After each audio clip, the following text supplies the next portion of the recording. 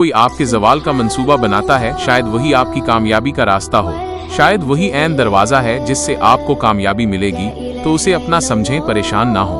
आपने अपनी दुआ की, आप अल्लाह के करीब हैं, आपके पास सब्र और तकवीज़ है, आप अल्लाह का शुक्र अदा कर रहे हैं जिसने आपको नवाजा है, आप गलत नहीं हो सकते।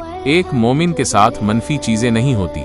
एक मोमिन हमेशा मुस्बत हालत में होता है। अगर उसकी तरफ अच्छाई आती है तो वो अल्लाह का शुक्र अदा करता है और आजिज होता है, और अगर कोई मनफी चीज एक मोमिन की तरफ आती है तो इससे पहले कि उसे मनफी नताइज भुगतने पड़े, क्योंकि वो मीठा खूबसूरत सब्र करता है, अल्लाह उसे एक अजर में बदल देता है जो लामहदूद इनाम का मुस्तहिक है। लामहदूद, ये अल्लाह है।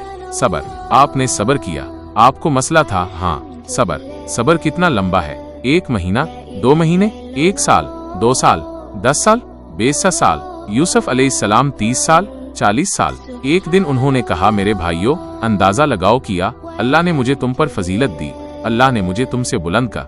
इन्नल्लाहु माउस साबिरीना, यकीनन अल्लाह सब्र करने वालों के साथ है। सॉरी।